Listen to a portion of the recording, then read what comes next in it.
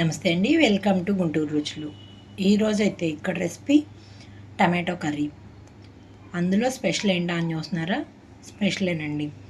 ఇందులోకి అయితే నేను వేసుకున్న ఆకు చాలా స్పెషల్, మంచి హెల్దీ, ఎన్నో పోషకాలున్న మునగాకుని లేతాకుని నేను చక్కగా ఇలా టమాటో కర్రీలో కలుపుకున్నాను. చాలా చాలా టేస్టీగా ఉంటుంది. ఇది రైస్, చపాతీ, పుల్కా, పరోటాల్లోకి చాలా సూపర్ కాంబినేషన్ అనమాట. ఒకసారి అయితే ట్రై చేసి చూడండి. ఈ విధంగా బగారా రైస్లో కూడా చాలా సూపర్గా ఉంటుంది. మునగాకు ఇష్టపడిన వాళ్ళు ఎవరికైనా సరే ఈ విధంగా గ్రేవీ కర్రీలోకి మిక్స్ చేస్తే అసలు ఆ టేస్ట్ మీకు మునగాకు తిన్నామా అని కూడా తెలియకుండానే ఉంటుంది. అంత టేస్టీగా ఉంటుంది. మరి ఇంకెందుకు ఆలస్యం, ఎలా చేయాలో చూద్దాం. ఈరోజైతే ఇక్కడ టమాటో మునగాకుతో గ్రేవీ కర్రీ అండి. మునగాకు మనకి ఎన్నో పోషకాలు ఉంటాయి, ఆ విషయం తెలిసిందే కదా. ఇక్కడ నేను గ్రేవీ కర్రీలోకి వాడుకుంటున్నాను. లేత మునగాకుని తీసుకున్నాను. ఇలా కాడలతో తీసుకున్న మునగాకు మొత్తం కూడా ఆకు వరకు సపరేట్ చేసి వాటర్లో క్లీన్ చేసుకుంటున్నాను. ఇలా మొత్తం కూడా 1 కప్ వరకు అయితే తీసుకున్నాను. వీటన్నిటిని ఇలానే చేసి పెట్టుకుంటున్నాను. ఆకంతా కూడా సపరేట్గా కాడలు లేకుండా చూసుకుంటున్నాను. కాడలు ఉన్నాయి కదండి, చిన్నవి లేత కాడలు ఊరుకునే ఇదైపోతుంది. మొత్తం క్లీన్ చేసి పెట్టుకోవాలి. ఇదిగోండి ఇంకా ఉంది ఆకు, మొత్తం క్లీన్ చేస్తున్నాను. ఈ లోపల తాలింపు పెట్టుకుంటున్నాను. దీనికోసం ఇక్కడ పెద్ద ఉల్లిపాయ ఒకటి, అలాగే 2 పచ్చిమిరపకాయలు, టమాటాలు ఒక 350 గ్రాముల వరకు అయితే తీసుకున్నాను. ఇక్కడైతే స్టవ్ ఆన్ చేసి పాన్ పెట్టుకున్నాను. ఇందులోకి వచ్చేసి 3 టేబుల్ స్పూన్స్ వరకు అయితే ఆయిల్ తీసుకున్నానండి. ఆయిల్ హీట్ అయ్యాక ఆవాలు, అలాగే కొంచెం జీలకర్ర కూడా వేస్తున్నాను. దీంతో పాటుగా ఒక చిటికెడు మెంతులు కూడా వేసేసుకుంటున్నాను. అవన్నీ వేగిన తర్వాత కట్ చేసి పెట్టుకున్న ఉల్లిపాయలు మొత్తం వేసేస్తున్నాను.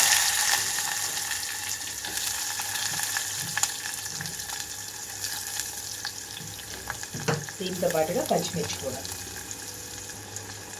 పచ్చిమిరపకాయలను అయితే రౌండ్గా కట్ చేసి వేసుకుంటున్నాను.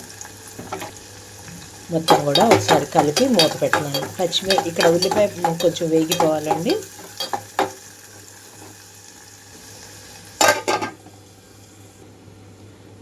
మూత తీస్తున్నాను. ఇక్కడ చూడండి, ఉల్లిపాయలు కొద్దిగా సాఫ్ట్ కలర్కి వచ్చేస్తుంది. మీడియం ఫ్లేమ్లోకి టర్న్ చేస్తున్నాను.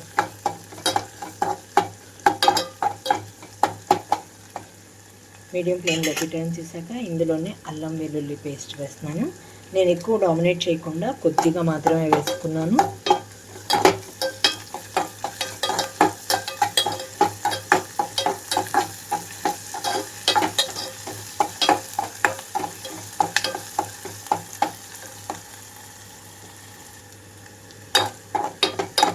ఇక్కడ చూడండి, ఉల్లిపాయలంతా కూడా కొద్దిగా వేగేటప్పుడే క్లీన్ చేసి పెట్టుకున్న మునగాకు మొత్తం కూడా ఇందులోకి వేసేస్తున్నాను. అలాగే కరివేపాకు రెమ్మలు కూడా.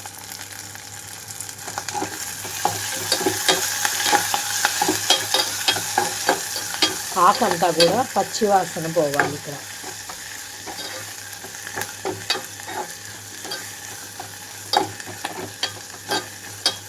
రెండు నిమిషాల పాటు మూత పెట్టేస్తున్నాను నేను. ఇక్కడ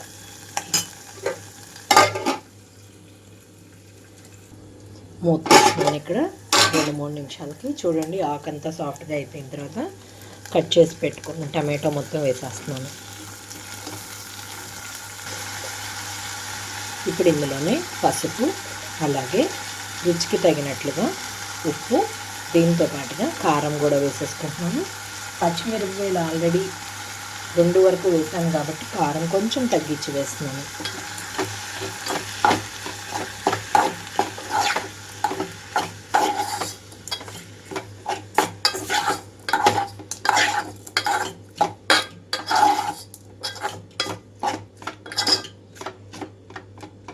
మూత పెట్టేస్తున్నాను. ఇప్పుడు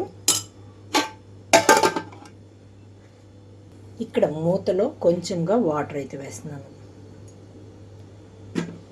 ఇక్కడ నేను 7 నుంచి 10 నిమిషాల పాటు అయితే ఇలాగే ఉంచేస్తున్నాను. ఇక్కడైతే 10 నిమిషాల తర్వాత మూత తీస్తున్నానండి. చూడండి, టమాటోలో ఉన్న నీరంతా వచ్చేసింది.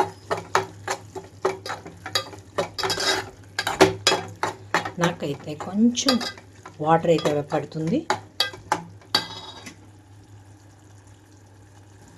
నేనైతే ఒక హాఫ్ కప్ వరకు వాటర్ వేసుకుంటున్నాను ఇక్కడ.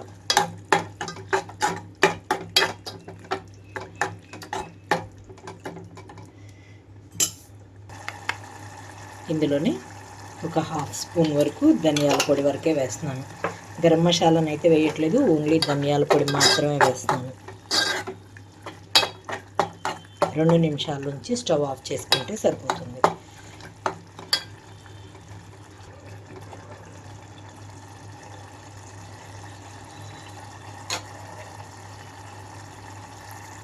చివరిగా కొంచెం కొత్తిమీర అయితే వేసుకొని స్టవ్ ఆఫ్ చేస్తున్నాను. ఇంకా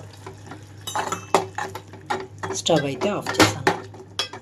ఆఫ్ చేశాక కూడా 2-3 నిమిషాల పాటు మూత పెట్టేసి ఉంచి తర్వాత సర్వింగ్ బౌల్లోకి తీసుకుంటే ఈ ఫ్లేవర్స్ అన్నీ కూడా చక్కగా కూరకు పడతాయి.